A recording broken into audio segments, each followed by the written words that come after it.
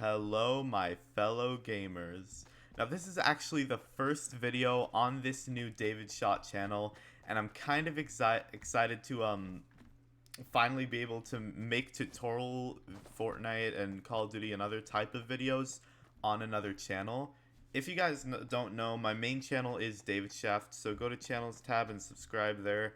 And anyway, subscribe to this channel and leave a comment if you'd like to see any more tutorials on what you need help with in Fortnite or another video game, and I'll try and help you guys out.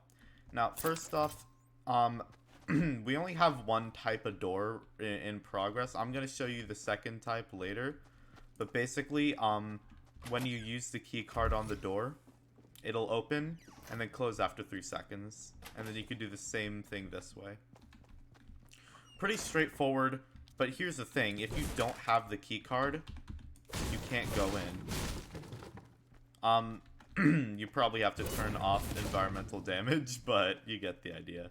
Anyway, that's kind of how the first door works. The second one is the same, basically, except it stays unlocked, and I'll show you guys how to do that. And it doesn't automatically close or anything. So anyway, let's get straight into the tutorial on how to make this work. Okay guys, now for the first door, you're going to need a few things. You're going to need to go into devices and look for the sequencer right here, the lock device, the trigger right here, and the conditional button right here. So once you go ahead and find all of these items, now to start off, you need to get a conditional button and place it next to the wall or in front of the door. Try and get as close to the door as possible. And now, to change the settings, there's a few settings you need to change and some that are kind of optional. But interaction text, I'm just gonna make it open door. This is an optional one.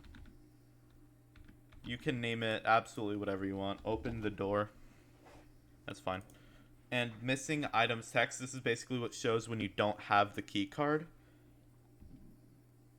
I'll just put in keycard required. So, keycard required, boom. Now, keep scrolling and you'll find consume key items. So basically, this one is if you want the keycard to delete after use. Most people, I believe, would go for no, but it's kind of up to you. All key items required at once, yes. Enable at game start, yes. Visible during game, okay. So visible during game, set this to no.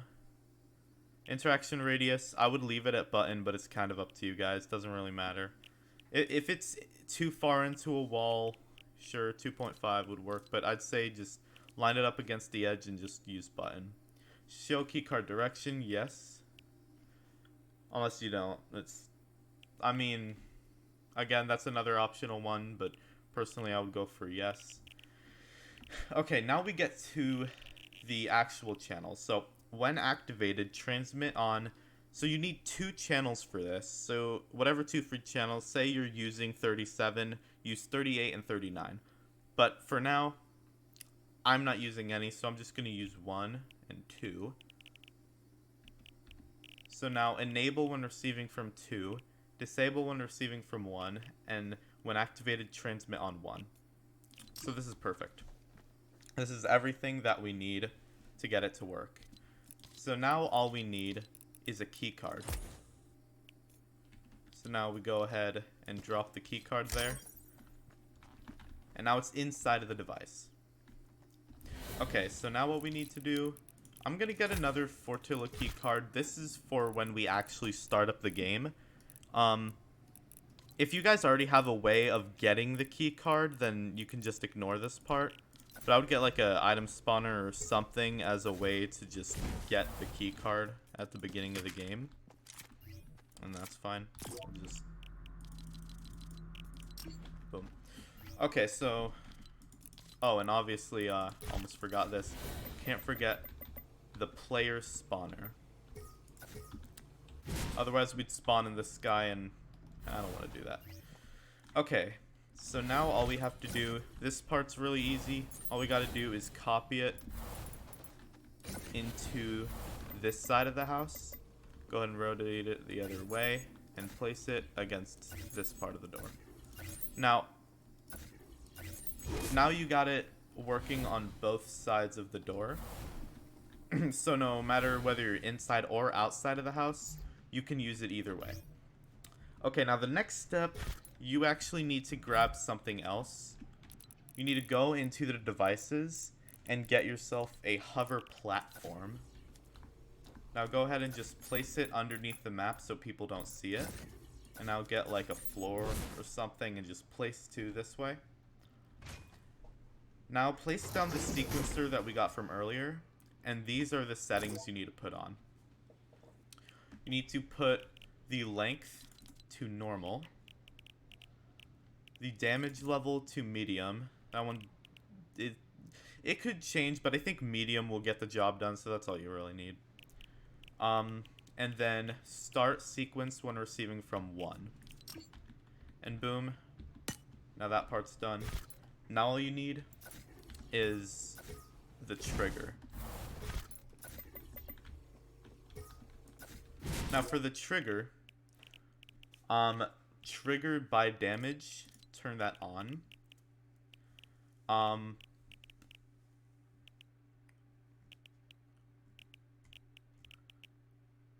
Trigger sound, disabled. Trigger visual effects, this one doesn't really matter, but I'll just turn that off just in case. Okay. So now we need, okay, here's the actual settings for the channels part. Now we need it to when triggered, transmit on 2. So now we can go and set a delay. So basically what the delay on this is just how long the door stays open. I personally like the door to stay open for 3 seconds. I feel like that's the most convenient, and honestly it'd just be easier for 3 seconds. But you guys, if you want the door to stay open for 20 minutes and then instantly close after those 20 minutes, be my guest. Doesn't really matter though. Okay. So now we only have one last thing we need, and that's the lock device. Now just make sure the lock device is attached or somewhat extremely close to the door. And once it's blue, that means it's good. Kinda. Okay, so now initial door position closed. Visible during game off. Starts locked. And then hide interaction when locked. Put that to yes. And now open when receiving from 1 and close when receiving from 2. And boom, we are officially done. That's it. It's not very hard to do this first one. It's honestly kind of easy. But yeah, so if you go up here, you'll see that key card is required, so you can't open the door. So now with the key card, it feels like it doesn't really show the direction. Oh, there it is. Yeah, there it is. So it's showing the direction now.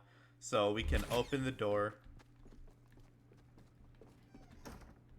And boom. Now it works perfectly fine. We could go back and forth in and out with absolutely no problem. How cool is that? And you don't even need to be holding your key card. You could be holding your pickaxe and this will still work. So yeah, that's how to do the first door. This one is the most convenient because it's the easiest way to have a working door that'll open and close without someone following you in from behind. Now, I'm going to show you the one where all it does is unlock it. I feel like that one's a little less secure, but it doesn't matter. It's I'll just show you guys anyway, and if you need this for some reason, I'll just let you guys know how to do this. Anyway, let's get straight to it. Okay, so now for the second one, this one's a little bit easier. Actually, nope.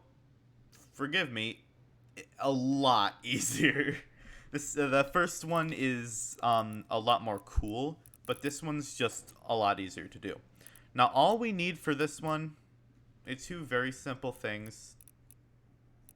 The lock device, the conditional button, and obviously the Fortilla keycard.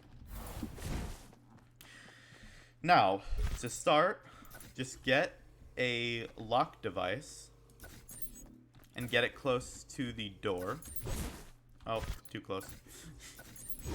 Okay, so now, once it's attached, initial door position closed, visible during game, off, starts locked, yes, hide interaction while locked, yes, and now unlock when receiving from 1. Now this one only needs 1 channel, but it's fine. So now, go ahead and get that close to the door. Alright, so now go ahead and drop the key card in. I'm gonna again get another one for the start of a game. Oh, and obviously a player spawn bad. Don't know why I keep forgetting that one. It's an important one. And item spawner.